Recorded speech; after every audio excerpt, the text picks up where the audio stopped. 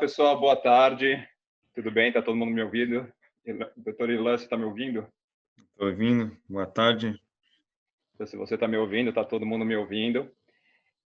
Bom, primeiro agradecer a presença de todo mundo, agradecer ao pessoal da Câmara por colocar isso com você, suporte incrível. Pessoal do marketing aqui da Canadá com você, a Jéssica e o Daniel, que fizeram esse background maravilhoso aqui atrás. Agradecer ao Dr. Ilan por disponibilizar tempo. Acho que essa vai ser a última vez que eu vou chamar ele de Dr. Ilan. A partir de agora eu chamo ele de Ilan. A minha história com o Ilan é longa, a gente tem mais de 10 anos de amizade. E ele também provavelmente vai me chamar de Duda durante a apresentação, que é meu apelido, né? E, enfim, hoje é um dia importante para o Canadá com você também. Hoje, eu nem te avisei isso, Ilan, mas você está fazendo parte das comemorações de 3 anos da Canadá com você. Hoje é 26 de Ah, junho, faz 3 anos que a gente abriu a Canadá com você, e é um prazer ter você aqui com a gente, né? Esse webinar, na verdade, é um webinar que eu já tinha imaginado há muito tempo, porque todo mundo que vai para o Canadá, que a gente atende, chega uma hora e nos pergunta como é que funciona a questão da saúde, né? Como é que vai funcionar quando ele chegar, e seguro de saúde. É sempre uma preocupação, é claro, é uma parte importante da vida das pessoas. E eu sempre imaginei esse webinar com você, mas eu acho que a gente precisou de uma pandemia para fazer isso acontecer, porque aí então ficou quase que inevitável fazer esse webinar juntos, né? Introduzindo o Dr. Ilan um pouquinho, eu acho que eu não vou falar muito que ele pode fazer esse papel também, mas começou a formação dele na Western University no Canadá, foi para Israel no Instituto Technion, concluiu lá, voltou para o Canadá, onde fez a residência na Universidade de Toronto, e começou a atuar como médico mesmo, foi em 2012, não foi isso, Ilan? foi isso. Essa sim. E começou a atuar como médico, começou com uma prática como médico de família e foi se especializando na parte de dependência química e acabou abrindo a primeira clínica de maconha medicinal do Canadá. Tenho certeza que isso vai ser assunto aqui, vai ter perguntas a respeito disso e tal. Mas, enfim, se abriu essa clínica de maconha medicinal, hoje em dia é diretor, médico-diretor de uma clínica importante de dependência química em Toronto, e trabalha também num hospital público nessa área também. Já não é mais médico de família, atendeu muitos brasileiros também, até quando ele abriu a prática dele como médico de família, um dia ele falou, abri a clínica, vocês não querem ajudar a divulgar? E tal. A gente colocou num grupo de brasileiros de Toronto, e acabou que a gente encheu o consultório dele de brasileiros em Toronto, não foi isso? É Então, isso tem sim. experiência, tem experiência de trabalhar com brasileiros em Toronto também. Bom, faz a tua apresentação. Vamos começar. Acho que pode começar se apresentando. Isso vai ser muito mais um bate-papo entre dois amigos do que uma coisa muito formal. E nosso objetivo é falar sobre como funciona o sistema de saúde, como é a diferença, né, do público, do privado, qual é a questão do médico de família, como está a situação da Covid no Canadá. Então, eu tenho uma lista aqui de assuntos interessantes, que são assuntos que as pessoas nos perguntam, que a gente vai tratar. Quem tiver pergunta, coloca no chat, vai colocando no chat. A Andresa da CCBC, da Câmara, vai estar colocando todas as perguntas no WhatsApp para a gente. E quando a gente terminar aqui, daqui uma meia hora, eu vou começar a olhar as perguntas e a gente vai começar a responder elas. Tá? Então, assim fica explicado para todo mundo como a gente vai funcionar. Desculpa, agora eu vou dar a palavra para você. Boa tarde, todo mundo. Então, a minha história, como o Duda explicou, eu nasci no Brasil, eu vim para o Canadá com a minha família quando eu tinha 10 anos, em 91. Então, minha educação foi primária, foi concluída aqui no Canadá, e secundária, a universidade, foi a maioria aqui. Então, inclusive, durante a apresentação, se eu esquecer algumas falas, não sabia algumas falas em português, eu me desculpo, mas o Duda sabe que às vezes eu estou aqui há muito tempo, então às vezes eu não sei as palavras certas, mas a gente fala português em casa, eu falo com meus pais. Eu tratei também tratei muitos pacientes brasileiros, né? Então, eu fui formado aqui nessa de Western Ontario, né? Quando eu fiz, a gente aqui para virar médico na verdade, a gente faz um programa que a gente chama Undergrad, não é direto como no Brasil, que você faz 7 anos de faculdade de medicina, que você faz 3 ou 4 anos de educação básica em fisiologia, biologia, física.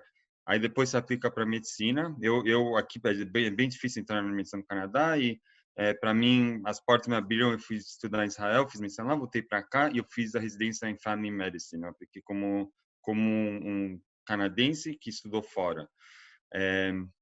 Eu comecei a trabalhar na área de Family Medicine nos primeiros anos. Eu gostava de Family Medicine, né, de medicina de família, que no Brasil é uma especialidade meio nova, não é, um pouquinho diferente daqui. E com o tempo eu fiquei interessado na área de dor crônica e gente que usava substâncias químicas, né? E aí foi durante os anos eu devagarzinho fui me especializando mais nessa área. A gente vai conversar um pouquinho sobre o sistema aqui durante a conversa dos brasileiros, né? Como que é a recepção quando eles vêm, quando as pessoas chegam aqui, a expectativa do sistema. Acho que essa é uma coisa que a gente vai discutir. Que mais para? Eu acho que eu não sei o grupo aqui se tem alguns médicos também. Se tiver perguntas específicas e outras profissões também, se eu puder responder também durante essa conversa. Deixa eu já te interromper, que você já colocou umas coisas interessantes aí, de coisas que a gente ouve e nos perguntam bastante. Uma questão que você já colocou é essa questão da dificuldade em fazer a medicina no Canadá, porque a gente tem gente que busca a gente querendo fazer medicina no Canadá, né? Então, fala um pouquinho disso.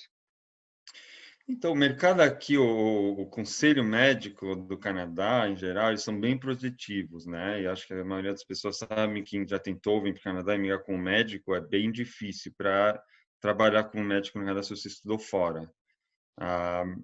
Isso é uma coisa, meio universal em bastante dos países, na Inglaterra, Estados Unidos, Canadá, Austrália. E mesmo, inclusive, mesmo quem é dos Estados Unidos, se quiser vir para o Canadá, também é difícil, não é tão fácil. Então, não é só para brasileiro ou para outros países do mundo, mas tanto quanto, acho que bastante países protegem os médicos, né? Por várias razões.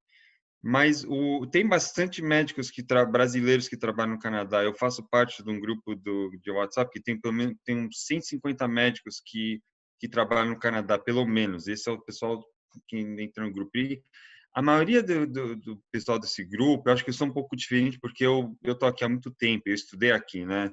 A maioria do pessoal desse grupo é gente que vieram do Brasil quando já eram formados como médicos e muitos deles têm as 3 opções de como virar médico no Canadá para quem já é formado médico. A primeira é que a pessoa faz escola de medicina de novo e faz a residência de novo, né? Isso é o mais difícil para quem já está trabalhando como médico há muitos anos, é uma longa carreira, é um longo caminho.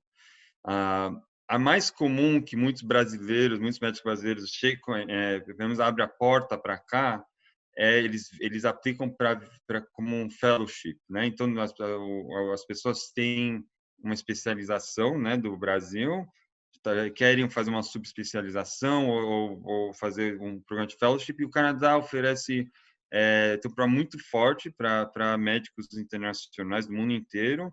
Inclusive os hospitais do Canadá meio dependem dos médicos que vêm para cá para fazer esse fellowship, né? O médico recebe uma licença provisória de um certo período, que só pode trabalhar no centro acadêmico, no hospital, né? E eles com um médico supervisando, né? Mas muitas vezes eles têm uma certa independência, especialmente quando já tem experiência, eles têm uma certa independência no hospital. E esses programas normalmente variam de 1 a 5 anos, dependendo do programa, né? Muitos médicos, depois desse período, querem ficar no Canadá, mas não é tão fácil. E é uma coisa, é uma coisa meio difícil, porque os médicos, mesmo que você já é fellow, você já está trabalhando para independente lá, muitos médicos já têm muita experiência, o conselho médico quer que você repete a residência de novo. Então, é meio passo para trás. Mas, de Mas qualquer esse é jeito, um dos caminhos. quando você vai pelo fellowship, você tem que revalidar o diploma, quer dizer, tem que fazer uma prova e tem que fazer Então, via o College of Medicine de Ontário, ou de cada província, né? Tem vários níveis de burocracia, como tudo. Porque você tem um primeiro passo, né? Você precisa ter primeiro uma licença médica válida do Brasil, ou de outra escola de medicina. Então, isso não é um problema, porque as maiorias das escolas de medicina do Brasil são reconhecidas no WHO, né? Que em português seria o World Health Organization, né? A organização Organização Mundial, Mundial, É, né? tudo bem. O segundo passo, né, é que você precisa fazer os exames, né, para que são reconhecidos. Então, a gente tem 4, 5 exames que precisam ser feitos para ser reconhecido para trabalhar aqui. Mas só fazendo exames não é o suficiente. Você precisa ter uma residency que é reconhecida, né? Então, normalmente é no Canadá, os Estados Unidos, às vezes funciona. Então, isso que as pessoas, essa terceira parte que muitas pessoas têm dificuldade, porque mesmo fazendo todos os exames, ainda é difícil para começar. Tem uma terceira opção que tem gente que teve muito sucesso nessa parte, que é uma licença acadêmica. E para pegar essa licença, você precisa ser convidado de um departamento daqui, e o médico pode trabalhar aqui por um período, muitas vezes é indefinido, é anos, né? Que eles foram convidados, você tem um contrato com esse hospital para fazer pesquisa e para também trabalhar na parte clínica, e com o tempo é, teve médicos que teve sucesso em mudar a licença para ser independente. Mas a maioria dos médicos que estão nessa licença acadêmica acabam trabalhando nessa área, ganha um salário normal como médico, mas você está meio preso com esse centro. É difícil se você não está contente lá, é difícil achar outros programas. Então, esse é mais ou menos o overview, né? Como jeitos de entrar no Canadá. Não é fácil, mas é difícil para as pessoas de qualquer país que estão vindo para cá, mas tem portas abertas. O que eu estou falando também de mais de um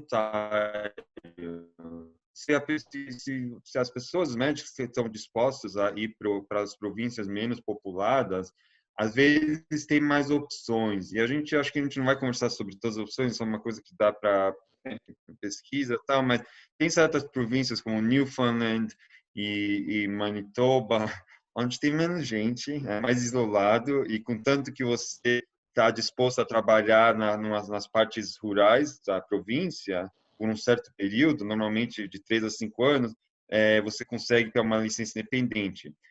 E só uma coisa, porque o Canadá funciona num sistema meio estranho, porque cada província é independente.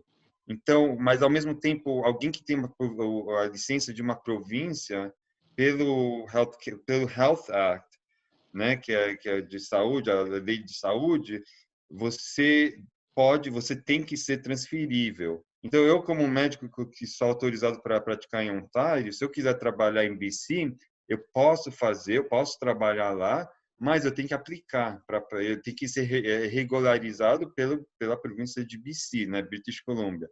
Então, a aplicação é 30 páginas, tem que mostrar tudo de novo, eu não preciso fazer nada adicional, né, mas eu preciso mostrar. A única província que é um pouquinho complicada é Quebec, porque Sim. alguém que quer trabalhar lá, Quebec tudo é complicado, né? Mas se você fala francês e você está disposto a morar lá, de um certo jeito é muito mais fácil virar médico lá, para falar a verdade, para quem fala francês, porque eles querem gente que vai para lá, e isso é uma recomendação que eu não sei se você fala com os seus clientes, com o pessoal que você trabalha com eles, mas realmente se você sabe falar francês, você trabalha nisso, as portas abrem bastante, tem bastante oportunidades em Quebec. Bacana. Joia, explica um pouquinho para a gente como é o sistema de saúde aí no Canadá. O sistema de saúde é público, né? 100% público. Enfim, explica essa parte, porque acho que tem gente que não sabe isso. Não. Bem do básico. O Canadá, não, com certeza. A gente eu acho que o Canadá hoje em dia é o único país no mundo, se eu não me engano, que tem um sistema de saúde que só pode ter um sistema de saúde público. Não sei se você sabe ou se alguém mais sabe alguma outro país, mas eu acho que é o único país que realmente não pode, pela lei, ter um sistema privado. Isso é no papel. Historicamente, isso foi criado nos anos 60, quando o país era muito menor, a população era 8 a 10 milhões, é uma coisa que foi criada com uma ideia ótima, e o canadense realmente segura nessa o fato que eles podem, que a gente tem saúde pública. Isso é uma coisa muito próximo Né? para os Faz parte da canadenses. identidade do Canadá, eu acho, o sistema público. Né? E Tanto que ele é qualquer basicamente agora... Fala, desculpe. Não, tanto que qualquer attempt, né, quando alguém quer tentar mudar, né, teve muitos casos nos últimos anos de tentar mudar para criar um sistema híbrido, né, com privado e público, e sempre teve muita resistência do governo, da população. Agora, falando isso, eu acho que não, o sistema público hoje em dia não é sustenível. Os custos sustentável, obrigado. Os custos têm subido bastante nos últimos anos, a população cresceu, a saúde, o tratamento que a gente recebe ficou muito mais complicado, ao ponto que hoje em dia existem clínicas privadas que eles oferecem o serviço pelo médico é tecnicamente público, mas eles oferecem serviços que podem ser cobrados. E nisso eles criaram clínicas semi-privadas. Então sempre tem um jeitinho. O canadense também tem um jeitinho canadense que hoje em dia tem mais e mais comum. Inclusive Quebec, por exemplo, hoje em dia já existem clínicas privadas para fazer colonoscopia, já existem clínicas privadas. Mas voltando para o básico, o que é o nosso sistema? O sistema de saúde é público ao ponto que mesmo comunidades indígenas recebem, em teoria, o mesmo serviço que alguém numa cidade de Toronto deve receber. Então, o meu primeiro trabalho, quando terminei residência, foi numa comunidade que chama Sioux Lookout. Vocês podem olhar no mapa, que fica, se você vê onde Thunder Bay, Ontário, e você dirige 5 horas para o norte, Eu lembro. é onde as ruas acabam. Sim, Depois de lá, você só tem comunidades indígenas, e tinha 38 comunidades indígenas, e os únicos jeitos de chegar nessas comunidades eram de avião no inverno. No verão, era avião pequenos, né? E no inverno tem os lagos congelam, então tem ruas em cima de lagos e tem convoys, né? Tem caminhões, 30, 20, 40 caminhões que vão levar comida para essas comunidades. E o meu primeiro trabalho era um médico que chamava evacuação da gente que tinha problemas, e a gente chamava para evacuação com avião, né? Avião da província para evacuar gente que estavam doentes, né? Essas comunidades tinham uma enfermeira que estavam lá para ajudar os pacientes.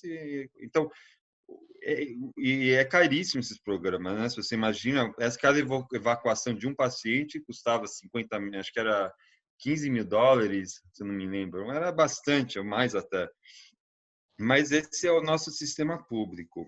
Para alguém que mora numa cidade grande, né, você tem um cartão de ORIP, né, que é em Ontário, cada província tem seu cartão. Se você quiser ver o teu médico, você acha um médico de família. Aqui quase todo mundo na população, você tem um médico de família, esse é o teu médico principal. Se você tem problemas, é onde você vai, é a pessoa que você conversa com eles, né? Você vai para a clínica, você examina por eles. O médico de família que consegue tratar, que é o que eu sou treinado, a gente consegue tratar 80% dos problemas. A gente também serve como o que a gente chama de gatekeeper, que gate é um termo usado para que se você quiser ver um especialista, você primeiro precisa ir para o médico de família, e se a gente vê o que precisa, a gente decide qual especialista precisa ver e encaminha para ver o especialista, né? Se for, então a gente também o médico de família também pede os exames básicos, né, os exames preliminares, e se a gente consegue manejar, a gente maneja, se a gente não consegue, se a gente precisa de ajuda, a gente manda para o especialista. E é assim que funciona. Tudo é coberto pelo governo, inclusive exames, exames laboratórios e testes, né? Remédios aqui depende da província, mas em geral alguém que acima de 65 é coberto, os remédios são cobertos pelo governo. Tem uma pessoa para pagar um certo, acho que é $100 por ano, uma taxa básica, e depois o resto é coberto. Todo tratamento, eu acho que eu me lembro uma das minhas primeiras experiências, quando eu tinha 16 anos, eu precisei tirar meu apêndice, né? Eu lembro a história dos meus pais tanto chocados que a gente saiu do hospital e a conta do hospital era só pelo telefone, que era $5 para usar o telefone no hospital. Então a cirurgia eu fiquei lá alguns dias. Então Então, assim, traduzindo em miúdos, né? Quer dizer, se eu quero ir ver um dermatologista, primeira coisa é ligar para o meu médico de família, e o médico de família vai ser a pessoa que vai me indicar para o dermatologista se ele julgar necessário, né? Então, eu acho isso bem importante para quem está acostumado com o sistema brasileiro, o que não é assim, né? Você quer ir no dermatologista, você tem um plano de saúde bom no Brasil, você vai no dermatologista e é a tua decisão, né? E no Canadá você vai depender de um médico te indicar.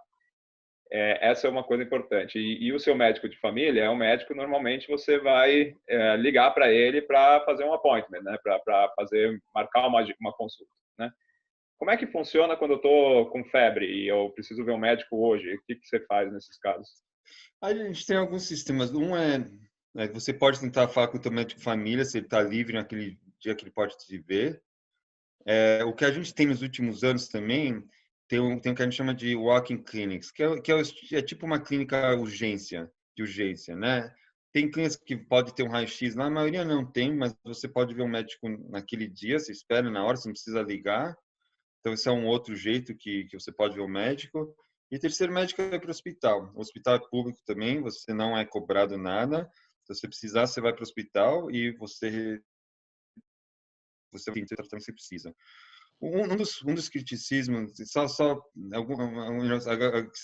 gente está conversando sobre isso, acho que uma das coisas os problemas que a gente tem aqui é que com o tempo, e eu acho que o criticismo que tem no sistema aqui é que às vezes a fila de espera é longa, né? E esse é um dos problemas da saúde, porque às vezes as filas têm crescido em certa especialidade pequena e é difícil para acessar médico. Então, esse é um dos problemas que a gente tem aqui. E a gente está. Todo sistema tem seu problema. Agora, Uma coisa que eu acho interessante, me corrija se eu estiver errado, o sistema, por ser público, ele é completamente integrado, né? Ou tenta ser integrado. E ela existe, mas no caso de uma urgência, você passa na frente, né? Então, exatamente. Exatamente. No Canadá, se você tem uma coisa que se precisa ser atendido, você vai ser atendido. é, Não é. Você vai esperar, por exemplo, a fila de espera para uma artrospatia de um joelho novo, a fila de espera pode ser 6 a 12 meses. Agora, talvez mais longo por causa do Covid. Se você tem algum problema sério, você vai ser tratado e você vai receber o melhor tratamento que você precisa. e Então, você tem vai, coisas que... uma coisa interessante é que, enfim, eu conheço bem o sistema brasileiro, eu conheço bem o sistema canadense. Então, no Brasil, você acaba indo para o especialista que você consegue pagar. Quer dizer, se você é um cara que tem muito dinheiro e tal, você vai no melhor médico de joelho, se você tem um problema no joelho, já que está falando de joelho, né? E no Canadá, na verdade, os melhores médicos de joelho vão tratar os casos mais complicados, né? Exatamente. Então, essa é a lógica. Quer dizer, às vezes, as pessoas, um super cardiologista vai atender uma pessoa que, na verdade, podia ser atendido por um médico de família, nem precisava ver o super cardiologista, Exatamente. mas ele é o cara que pode pagar e acaba indo, né? Nem tudo é coberto pelo sistema público, né? Eu acho isso importante também, né? Então, por exemplo, dentista não é coberto, tem várias especialidades ali, enfim, as coisas periféricas, né? Psicólogo, fono. Fisioterapia, quiropratia, isso aí não é coberto. Mas muitos seguros de saúde, aqui o seguro de saúde, se você está numa companhia, é quem paga para... Você tem os benefits, né? Pois é, Pra, então, existe a parte privada, né? Um seguro de saúde privada, que normalmente é um benefício que as empresas dão, ou você pode comprar o seu próprio, que vai cobrir aquilo que o seguro de saúde público não cobre, né? Então, existe isso também dentro do Canadá. Bom, Vamos falar um pouquinho da Covid, eu acho que é o outro assunto, é o assunto quente do momento, né? Como é que está a situação aí, enfim, como é que está a questão da Covid? Eu acho que eu vou mostrar acho que o melhor jeito, a Covid é que como médico, bom, primeiro que a gente, infelizmente ou infelizmente, né, a gente está num pouquinho melhor, muito melhor, né, do que o Brasil, fez uma situação muito difícil, que é difícil ver isso de quem mora fora, né? Especialmente quando eu tenho muita família lá também, né, amigos, é difícil ver, né? Mas mudou a vida para todo mundo inteiro. Eu vou mostrar para vocês como que tá os nossos números aqui. O Canadá, a gente começou a ter casos em março. No começo de março começou a subir os nossos casos e a gente atingiu o nosso pico no começo de abril, né? Ao comecinho de maio. E desde então a situação está descendo. Agora no Canadá, aqui estão os números absolutos, né? E os números não foram iguais. Por exemplo, Ontário e Quebec foram as duas províncias que foram atingidas bem fortes, né? Enquanto a gente teve 35 mil casos, o Quebec teve 55 mil, que assim, no Brasil acho que está tendo 35 mil por dia ou mais. Talvez não, nem sei quantos no estado do Brasil, mas está. BC, que é a província com o terceiro número com a população mais alta, né? Os números, eles tiveram a pessoa que controla o sistema, a saúde pública lá, né, chamada Dr. Bonnie Henry, ela veio de Ontário, ela era a pessoa principal de Ontário durante a época do SARS. E é interessante para ver como a liderança dela afetou os números, porque eles estavam na direção de Ontário e Quebec bem cedo. Você vê que eles acabaram tendo uns números mais baixos, né? É, e realmente foi por causa dela. Muita gente acredita que ela que realmente que conseguiu mudar o trajetório. Ontário e Quebec, hoje em dia, os nossos números estão descendo, ainda tem casos, a gente está com, ultimamente, em Ontário, pelo menos a gente está com menos de 200 casos por dia. A gente começou a abrir só agora, Toronto, inclusive, essa semana, que a gente está em transição para abrindo o que a gente chama Stage 2. O resto de Ontário já abriu Stage 2 algumas semanas atrás, então agora a gente pode ir para restaurante e sentar só fora, não pode sentar dentro. Algumas instituições estão começando a abrir, mas também as pessoas estão sendo bem cautelosas, né, com caution. O resto do país, em geral, os números estão mais baixos, né? A gente é pequeno, eles controlaram bem, né? Quando eles viram que a coisa estava subindo em Ontário. Quebec foi atingindo relativamente forte para o Canadá. E a gente está nesse trajetório. A nossa vida aqui, como todo mundo mudou, né? Escolas foram canceladas. Não, eu acho que ninguém sabe realmente. A gente está vendo países que estão mais adiante da gente, que abriram, né, que abriram mais cedo que a gente, que tá tendo o segundo pico, né? O segundo pico que está subindo de novo. A gente não sabe como vai ser nossa vida como ninguém, mas eu acho que o que talvez é um pouquinho diferente do Brasil e de outros lugares, que as pessoas aqui, a certo ponto, ouvem que confiam no governo, e respeitam o que o governo tem a dizer, em geral, porque isso eu acho que o que realmente ajudou, ao ponto que mesmo aqui na nossa rua e com amigos, a gente realmente respeitava esse laço de distância. Eu acho que no Brasil, eu não posso comentar exatamente porque é uma coisa individual, não sei cada estado, mas aqui a gente está indo numa direção positiva, mas ninguém sabe, né? A gente está num mundo diferente. Legal, acho que era isso mesmo que o pessoal queria ver, entender a diferença entre as províncias, que as coisas estão numa trajetória, acho que positiva, né? E começando a reabrir aí, né? Acho que esse é o norte aí do que está rolando.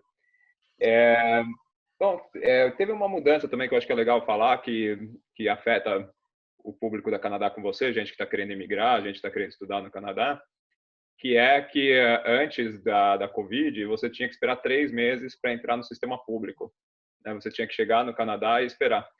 E aí, com a Covid, isso foi banido, né? Hoje em dia, você já recebe, se você tem direito a entrar no RIP, que é o caso de quem sai do Brasil já como residente permanente, né? Você já recebe direto, você não tem mais esse período de carência de 3 meses. Quem vai como estudante, né, varia de província para província, como é que funciona o esquema, né? Normalmente em Quebec, por exemplo, que eu acabei de mencionar, o estudante não tem direito a entrar no sistema público ainda. Ele só vai entrar no sistema público quando ele tiver o visto de trabalho depois que você se forma, o PGWP, né? Que é o Postgraduate Work Permit. Já em Ontário, por exemplo, o estudante não tem direito a entrar no sistema público, mas o marido, se tiver marido ou esposa, né, o cônjuge pode, né, e os filhos também, né? Então, assim, cada província é um pouco diferente de como funciona. Em Alberta entra todo mundo no sistema público, né, mesmo se for estudante. Então, cada província é um pouco diferente, mas de qualquer maneira, o seguro de estudante, né, que a gente trabalha com isso na Canadá com você, a gente vende seguro de estudante. No começo foi a grande questão, né? Todo mundo, assim que surgiu esse negócio, e aí, cobre, não cobre? Como é que fica? Porque, né? De repente, cobre pandemia, não cobre, tem cláusula. Bom, no final das contas, descobriu-se que cobre, né? Hoje todos os seguros se adaptaram e tal. Houve até uma mudança de valores, aumentou um pouquinho o valor do seguro de estudante por conta da Covid, né? É isso, assim, a história da Covid, para quem está imigrando, enfim, com tudo que afeta também os planos, né, e tudo, fronteiras fechadas. Então tem toda uma outra discussão que não é exatamente a discussão médica, mas fronteiras continuam fechadas, né, com o Canadá, né? Fechado. Pode viajar entre províncias aí? Como é que tá isso? É interessante porque as províncias da Atlânticas não estão deixando o pessoal do Canadá. Você pode viajar, mas você precisa se isolar por 14 dias se você viaja para lá. Então você não Você pode. pode ir de Toronto para BC, por exemplo? Agora eles se juntaram, as 4 províncias do Atlântico. Entre eles você pode viajar, mas se você está vindo fora de Quebec para lá, você precisa ou de Toronto. Mesmo de carro, eles param você, né, e forçam você a se isolar por 14 dias. Cada província está meio manejando diferente. Ontário está aberto para as pessoas se viajar, mas eles tem uma campanha pública para convencer as pessoas para viajar local. Até recentemente nem estavam deixando sair de Toronto. Eles não estavam deixando ir para cidadezinhas menores, porque a gente no verão aqui e no inverno a gente viaja para o norte normalmente. Tem bastante lagos, é lindo o verão aqui, o inverno também. E eles não estavam querendo gente de Toronto entrar porque eles não têm a infraestrutura para tratar as pessoas, né, que ficam doentes. Mas agora está abrindo devagarzinho. E realmente, o Dila, como você falou, o nosso Joe Hip, eles eliminaram isso. Acho que muita coisa foi eliminada, né? Aqui, todas as regras que existiam até o começo do Covid, tudo foi para o ar aqui. E o governo está tentando manejar a economia o melhor que eles podem, estão pagando cada mês, estão dando um certo dinheiro para quem precisa, né? Para quem perdeu o emprego, e tal. Então eles estão tentando sustentar a população aqui. O problema é que vai ser, eu acho que eu não sei o que vai ser o Canadá em termos economicamente, como o mundo inteiro daqui a 6 meses, daqui a 1 ano, porque isso vai afetar bastante, né? Sem dúvida. Legal. Eu acho que vou abrir para as perguntas, né? Tem bastante pergunta aqui. Eu queria, Então, só antes de abrir as perguntas, eu queria só falar mais uma coisinha, Duda. Eu acho vai que lá. uma coisa que a gente não conversou muito, que a gente começou a falar é sobre a expectativa do Brasil, brasileiro quando vem para cá. Porque isso eu estou falando da minha experiência, porque eu tratava de bastante os brasileiros no começo, né? Sim. Eu acho que no Brasil, né, porque vocês têm um seguro privado, né, o plano de saúde que cobrem os testes, é uma economia de saúde diferente do Canadá. Aqui, quando a gente é treinado para pedir exames que são necessários e não necessariamente todo exame procurar. Isso é parte da razão, porque às vezes quando você vai procurar coisas erradas, Se não tem nada errado, a gente não vai procurar. A gente olha na evidência, né, na literatura científica e o que a gente faz exames preventivos, o que precisa, por exemplo, para Papa Nicolau, para se precisa, né, para câncer de cólon, exames mamografia para câncer de seio, de mama, né? Então esses todos os exames a gente tem um programa, né, específico que a gente faz. Agora o brasileiro quando vem para cá, muitos pacientes, a expectativa era que a gente pedia muitos exames, né, que talvez não eram necessariamente necessários aqui, e isso é uma coisa, é uma mentalidade que a gente tem no Canadá para a sociedade, porque não é só para o individual, é para o que a gente faz para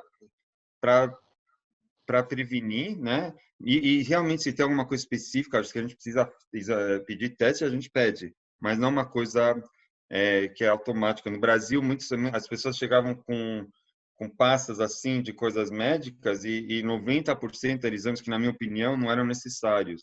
E essa era uma conversa que eu tinha que ter, porque a expectativa era que a gente pedia todos os exames, né? Então, isso é uma coisa que para mim, que alguém que eu cresci aqui, né? Era era diferente. Também o aspecto que eu acho que muitos pacientes brasileiros têm o contato pessoal do médico de família, o médico dele, né? Você pode ligar quando você quiser, para o psiquiatra, para o sei lá quem for.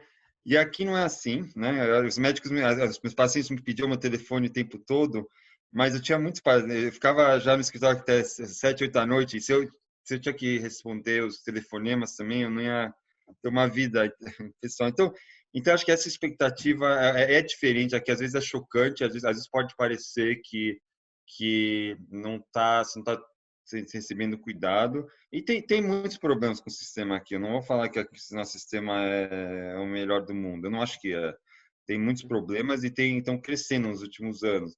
Mas eu acho que quando a pessoa vem para cá, tem que ter expectativa como é que funciona aqui. Você vai receber o seu tratamento, mas você vai receber o tratamento necessário, não necessariamente o que você está acostumado a receber no Brasil. E aquilo que é preventivo e é comprovadamente 100%. eficaz, aceito, etc., é feito, né? 100%.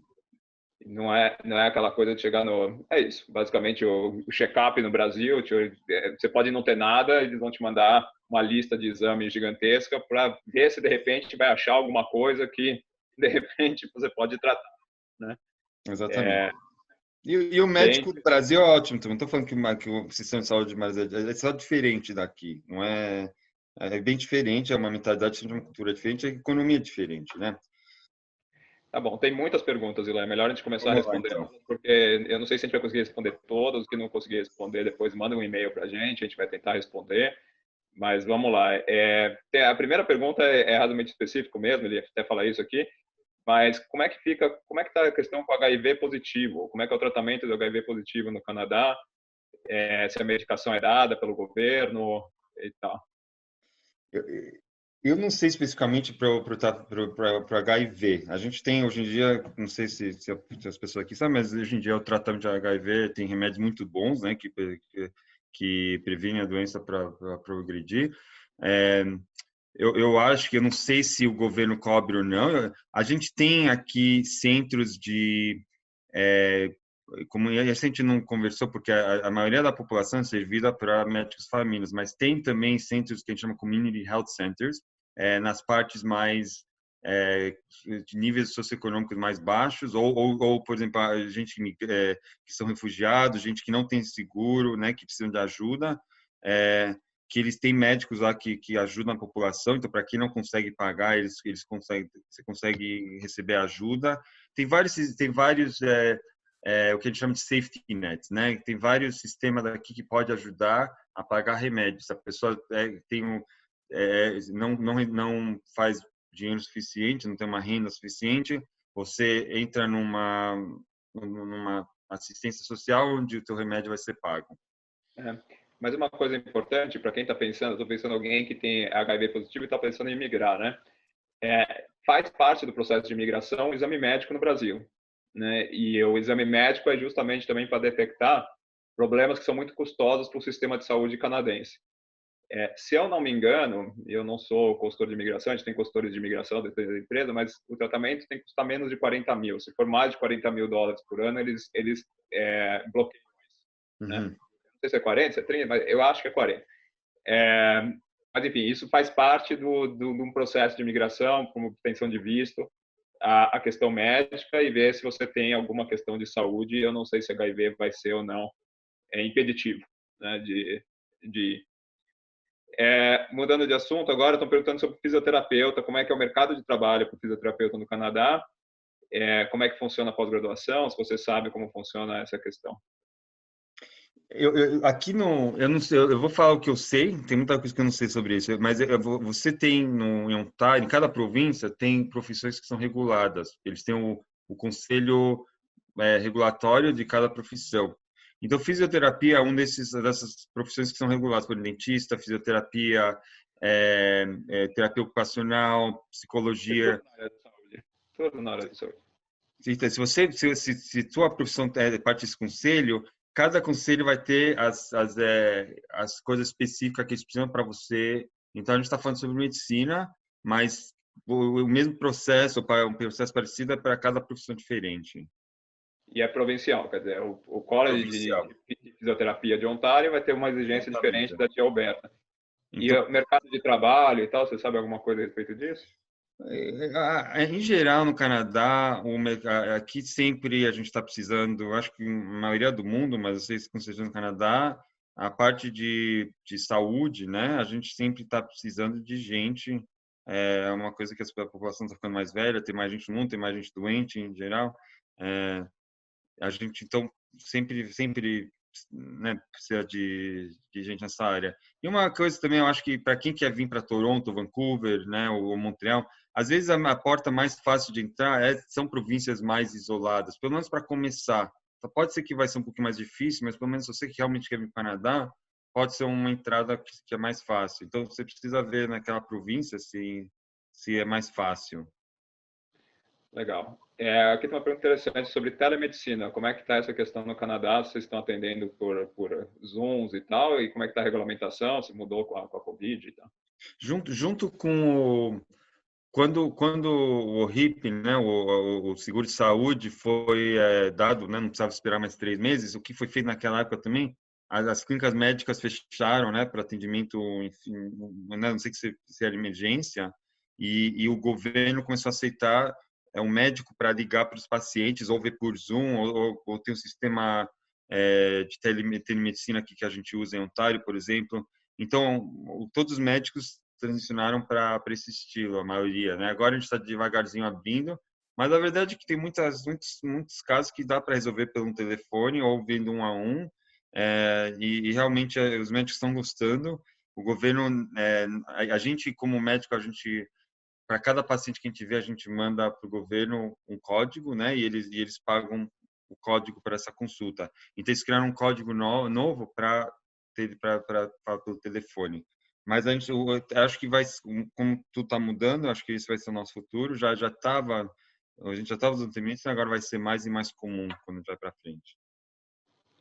Legal. Aqui está perguntando se as mulheres fazem exames ginecológicos anualmente no Canadá, como no Brasil.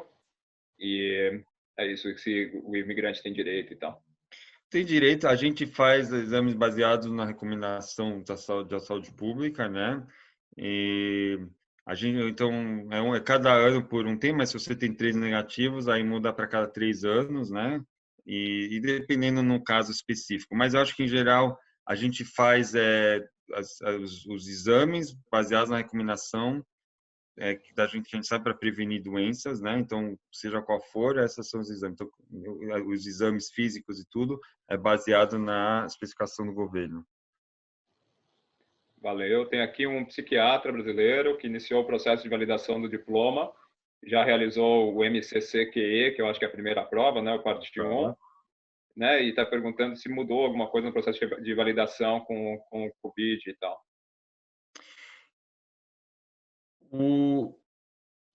É interessante essa pergunta, porque quando começou o Covid, há um tempo atrás, eles estavam esperando, né? A gente não sabia o que esperar como em março, e eles estavam com medo que ia ter uma falta de médico já tem falta de médico crônica aqui, mas é, eu acho que eles criaram uma designação para médicos que são treinados fora do país para criar uma licença temporária, que abriu uma janela para quem queria trabalhar aqui temporariamente. Eu não tenho ouvido muito mais o que aconteceu com isso. Eu não sei quantos esse pessoal está trabalhando ou não trabalhando. Eu não sei, eu provavelmente não vai continuar. A pergunta é quando que vai parar isso. Eu não sei exatamente o que aconteceu. Eu lembro, eu lembro que eu li um artigo que não foi muitos médicos que conseguiram essa rota mesmo assim.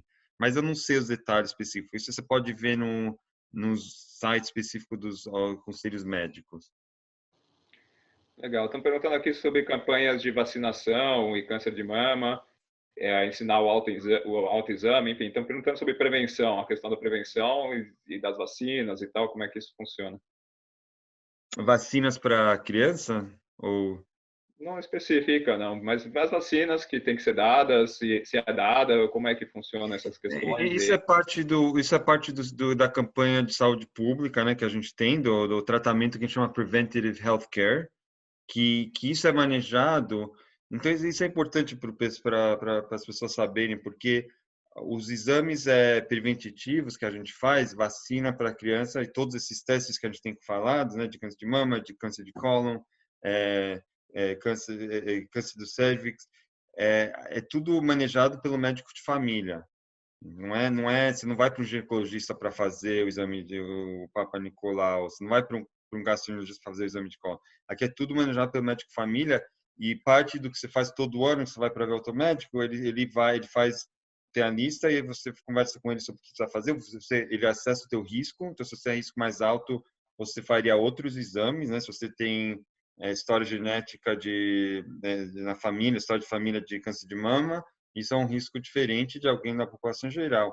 Então, baseado nisso, você é encaminhado para os exames que precisam ser feitos anualmente ou cada 2 anos, seja o que for, para ficar de olho, né? Como exames preventivos. E tanto a vacina também é feita pelo médico, ou pediatra ou médico de família, então um dos dois.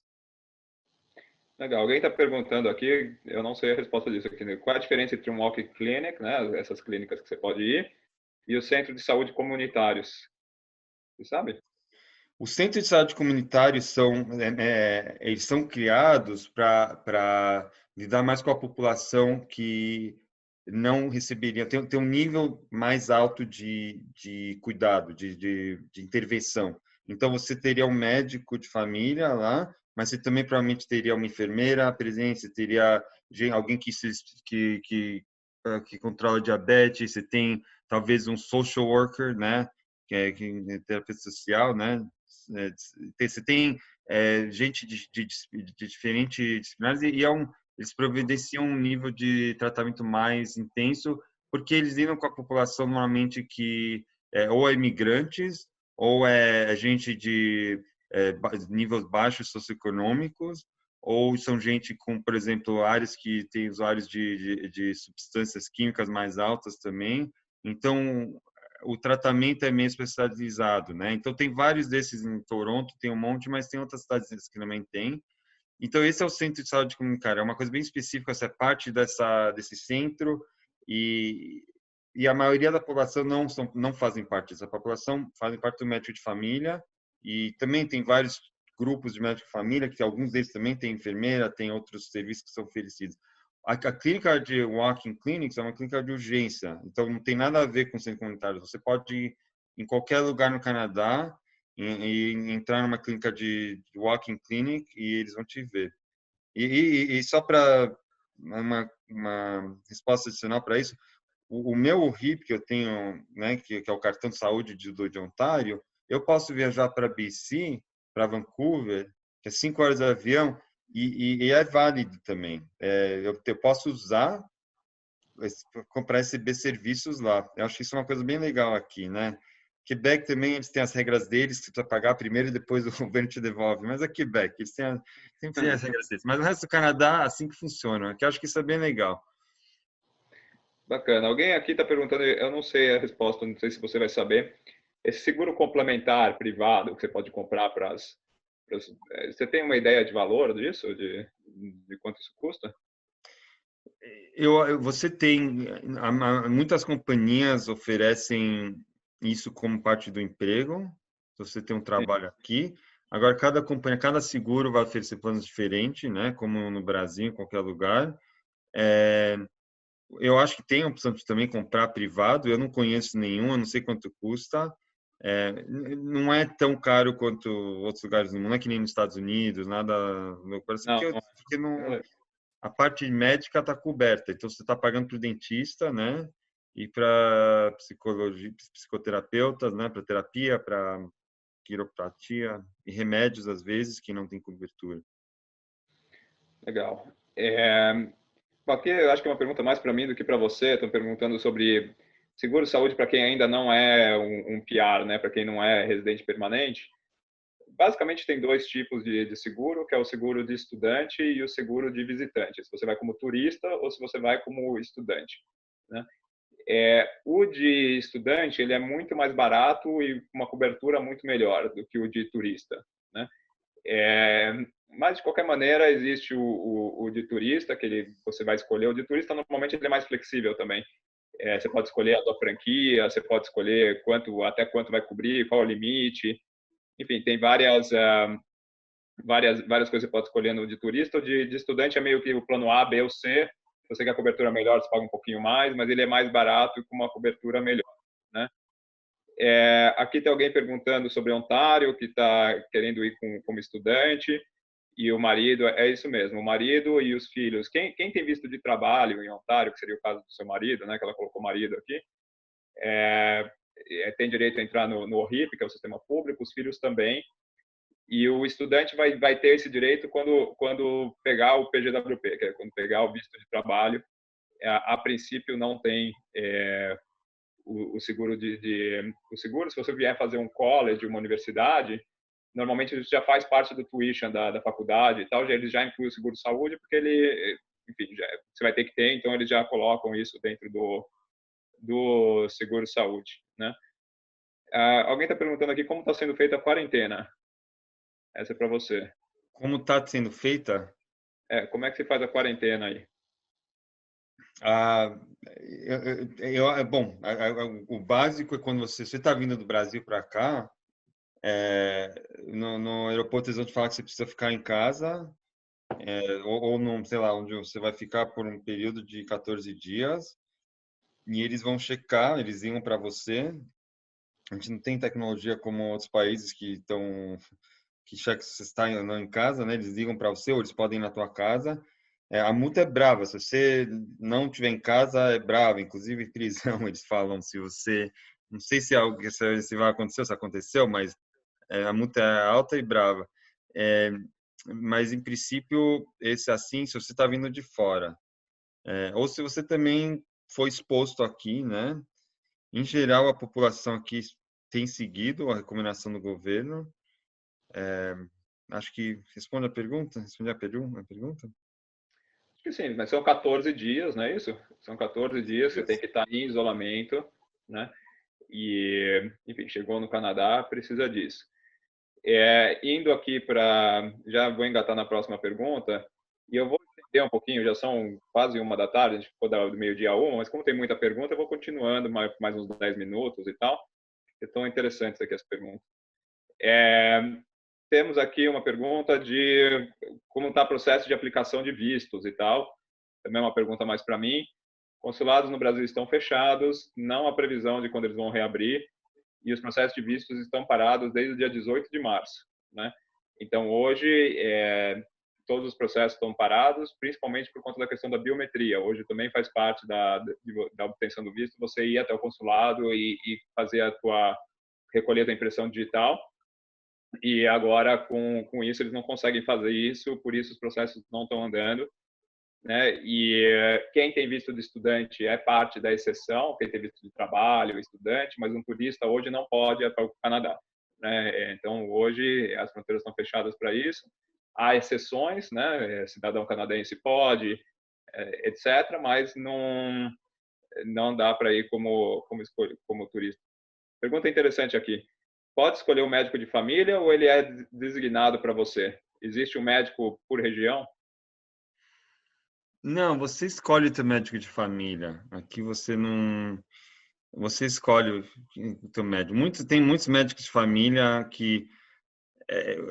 Só para expandir essa pergunta um pouquinho mais. A gente tem o médico de família aqui, a gente é treinado para fazer um pouquinho de tudo. Então, tem muitos médicos de família, como eu, por exemplo, sou treinado de médico de família, mas eu me meio especializei na parte de substâncias químicas e dor crônica.